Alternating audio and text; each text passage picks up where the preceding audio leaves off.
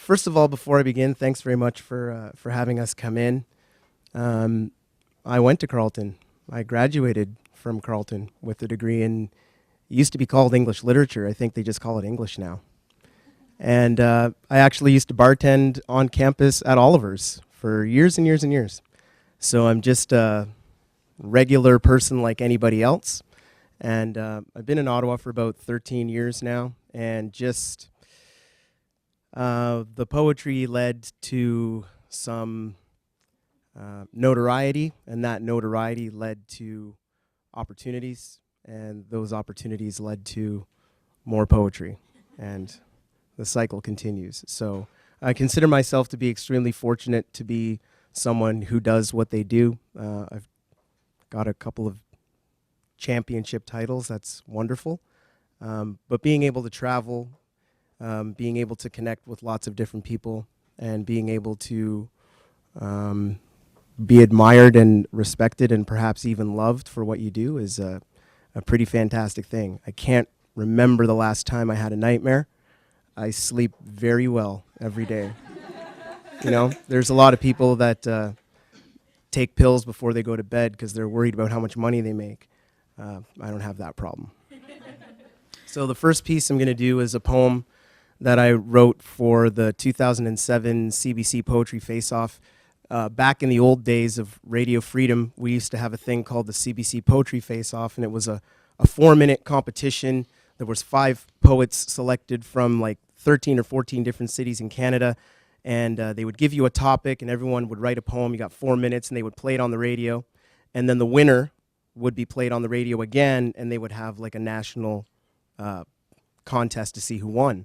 So because I won in 2004, my one poem was played on the radio like 3 times, like coast to coast.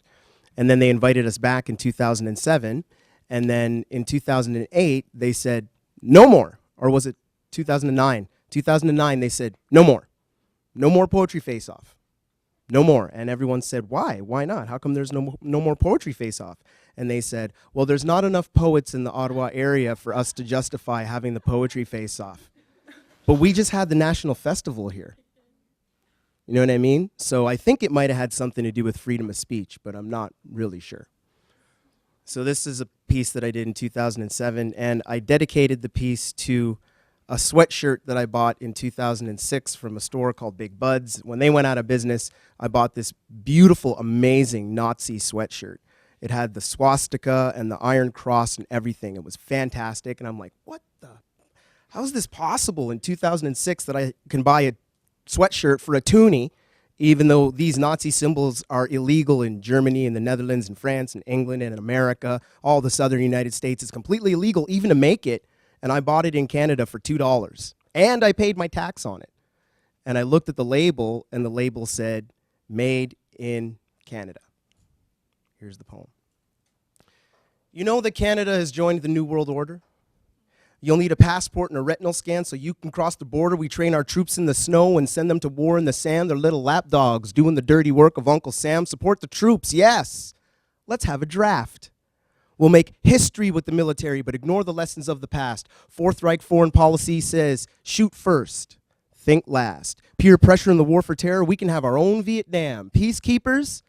Thing of the past. Rwanda, Congo, Sudan, Somalia, don't make me laugh. You know, we are following the master plan. We are following the master plan like, where exactly are the JTF-2? Canada's Special Forces Counterterrorism Unit. We use attack helicopters and top secret troops to shoot black people in the back, and then they cover up the truth. Jean-Bertrand Aristide, je m'excuse. Sorry, my tax dollars were used to fund a military coup orchestrated specifically to oust you. Orchestrated specifically to oust you. CIDA. Canada's intergovernmental underdevelopment and destruction of Africa. That's what I say. $12.4 billion operations on 2/3 of Africa's nations. Now look at the motherland after only 2 generations. There's infrastructural devastation. There's agricultural devastation. There's child soldiers and an increase in AIDS. Don't talk to me about being saved by Stephen Harper and Stephen Lewis and Bill Gates, because I know why Health Canada has all those monkeys in all those cages. Eugenicists, scientists mix sheep vista virus with bovine leukemia and inject it into their veins. When the virus mutates, they extract it, synthesize it, mass produce it, and use it to inoculate all those third world children that are living in a poverty state that the first world created in the first place. So why on earth is there so much hate against my beautiful race? I said, why on earth is there so much hate against my beautiful human race? It's because evil people are conceived in test tubes. They are raised in petri dishes in hermetically sealed rooms. They are cloned and mass produced. They are used to enslave you and rule you and fool you. But having never spent 9 months in the womb, they are not connected to the heartbeat of humanity like me and like you. They run multi-billion-dollar corporations that profit from human exploitation and weapons of mass destruction, just like SNC Lavalin does. It was Lockheed and Martin that did the last 2006 Canadian census. So when the Americans cross the border for water, who on earth will protect us? I said, who on earth will protect us? Don't forget about the oil industry. They supply the military with the cheap gasoline so they can fly halfway across the globe to kill people that are poor for what they know, what they grow, the resources under their feet, and what they believe. We come from a Santa Claus, Tooth Fairy, Easter Bunny country, and we are going to war against Muhammad, Allah, and their 1.25 billion friends and followers. I don't like those odds, and I don't like this war. So don't do it in my name, please. I don't mean to cause no harm, but will somebody please shut off that doomsday clock snooze alarm? Did you know that right now NASA is using both Canadarms to build the Death Star? Call me a catcher in the rye. Like Dorothy, I have flown through a hole in the sky. I have been to the other side. I am Morpheus explaining that splinter in your mind. I've been backstage at the circus. I've seen behind the curtain, and I know the wizard only tells us lies. Minister, prime sinister, has to wear makeup and mascara to hide his beady little eyes, has to practice making smiles to hide his evil desires. It's not a joke. Every day I use the rituals of smoke to cleanse my third eye. Every day I read, write, meditate, pray, burn the chalice, and I seek the Most High. I plant my poetry seeds in the ground, and I watch those trees touch the sky. And because I'm descended from the divine, from time to time, I can read minds. I usually have beautiful dreams inside my eyes, but lately my thoughts have been disrupted by those wicked minds that have evil thoughts inside their insights. They sit around and fantasize about how to make money by selling us war. Then they build guns and planes and bombs and tanks. They recruit row after ranks after file after mile of shaved-headed, uniformed, muscular guys, dudes that wear tattoos and blackjack leather boots up to their thighs. They hang out on the street corners at nighttime with chains and whips and badges and handcuffs and tasers at their side. They cheat on their taxes. They cheat on their wives. They beat on their own kids in the prime time. They don't smoke weed that grows naturally. They use scotch and coke and steroids to get high. They got a VIP pass with a portable computer and a helpful assistant at their side with a fat briefcase full of secret files that are actually lies written by spies that hide the crossed keys of hell and death inside. Black suit, blue suit, gray suit, button-down shirt, red, white, blue tie. I've seen these guys with my own naked eyes, and I tell no lies when I surmise that they are evil in its worst disguise. I said they are evil in its worst disguise. You know they are evil in its worst disguise. Call me a mad poet. Call me a fool or a clown, but I've memorized those lullabies that make the white supremacists frown, and I recite my rituals out loud until my locks touch the ground. Everyone take a look around.